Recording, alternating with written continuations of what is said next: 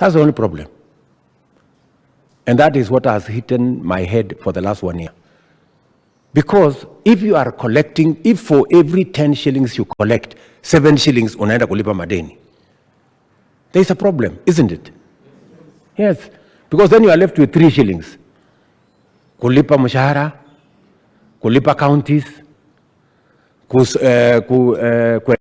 kufanya maendeleo sijui utafanya namna gani, 3 shillings. My intention is that we should bring it, we should flip it. We should be using 3 shillings to pay debt and 7 shillings to endesha Kenya. And that is my mission. And you see, Rais Kibaki, when he came into office, we were collecting 200 billion every year. Rais Kibaki akasema twende VAT.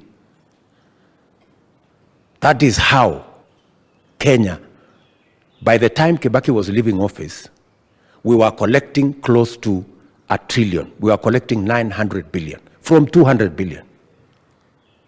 Because mtu asikudanganye ati you can build a country kutumia madeni pesa ya watu wengine. We have to build our own resources.